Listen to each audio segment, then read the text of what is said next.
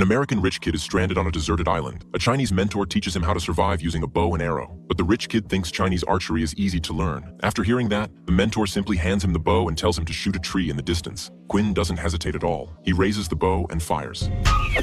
When the arrow misses, Quinn finally realizes how arrogant he was. The mentor then tells Quinn to go retrieve the arrow so it won't expose their location. Although Quinn is reluctant, he still walks over to do it. But just as he enters the forest to retrieve the arrow, he's captured by several fully armed soldiers and taken back to their camp, where he's locked inside a dungeon. Quinn always thought this was a deserted island. He never imagined there were soldiers here. He immediately asks if they can send him home. The only response he gets is a heavy blow. Not long after, Quinn is taken to the main base. It looks like a small military installation. He's then brought into a tent, where the highest commander, Edward, is waiting. Although Quinn is angry, he knows this man is his best chance to get home. So he introduces himself and promises a huge reward if Edward helps him return home. But Edward isn't moved at all. Instead, he pulls out a photo and says this is the man they're hunting. His name is Yao Fei. Quinn recognizes him instantly. Yao Fei is his Chinese mentor. So when Edward questions him, Quinn insists he doesn't know the man. But Edward sees through the lie immediately. Do you know what this island is named?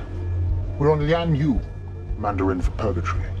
And I can make it feel like hell. Edward then stands up and walks out of the tent without looking back. Moments later, a masked man walks in. He hangs Quinn up and begins a brutal interrogation. But Quinn keeps insisting he doesn't know Yao Fei. Seeing how stubborn Quinn is, Edward decides not to waste any more time and orders the masked man to kill him. Just then, Yao Fei suddenly storms into the tent. He subdues the attacker and immediately takes Quinn with him as they escape. Back at the cave, Yao Fei thanks Quinn, leaves behind a bag of herbs, and turns back to face the pursuing soldiers. Quinn tries to get up and help, but Yao Fei has already activated a mechanism, sealing the cave entrance with a massive boulder. By this point, Quinn has returned to the city, but he's soon arrested by the police. The reason is an earlier auction attack. When Quinn was picking up equipment, he was caught on camera. That footage was later seen by a detective. Although the video doesn't clearly show him wearing the gear, the detective is already certain that Quinn is the hooded vigilante. What the detective doesn't realize is that everything is going exactly as Quinn planned. So during the interrogation, Quinn answers every question flawlessly. But then, his mother and stepfather suddenly arrive. Although the detective insists he has solid evidence, the couple refuses to believe their irresponsible son could be the hooded man protecting the city. The bald stepfather declares that until their legal team takes over, Quinn won't answer any more questions. With that, the detective has no choice but to leave the interrogation room. But his mother's sudden appearance seems to have disrupted Quinn's plan.